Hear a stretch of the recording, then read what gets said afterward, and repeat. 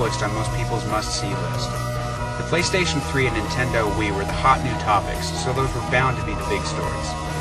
What we've seen, though, is that the strong lineup of second-gen games for the Xbox 360 are really demanding some serious attention. One of these games, Too Human, is a third-person action title steeped in Norse mythology, with a variety of upgradable weapons and armor. Players can specialize in pistols, katanas, even staff combat, and as you progress through the game, your powers get more and more intriguing. Far from the Norse mythology is a game called Crackdown. Developed by the creators of the Grand Theft Auto series, Crackdown is a far cry from Norse mythology.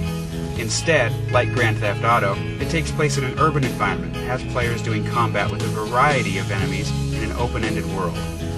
Always a strong franchise for the Xbox, Splinter Cell is making its next-gen debut with Microsoft with Splinter Cell Double Agent. Sam Fisher isn't up to his normal antics, though, as the game takes place predominantly in the daylight setting.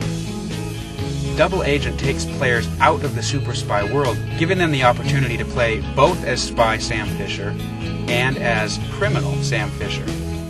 Every decision you make, whether it's to kill an innocent civilian or do some work for the government, will actually have an effect on the course of the game. These are obviously pretty hardcore games, but Microsoft isn't leaving out kids.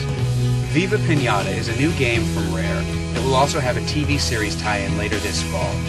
Sort of like Animal Crossing, players can raise pinatas on their own customizable farm, and by going on Xbox Live Marketplace, they can buy new things to decorate the pinata. 30% of Microsoft's booth is still dedicated to Windows, and that makes no surprise.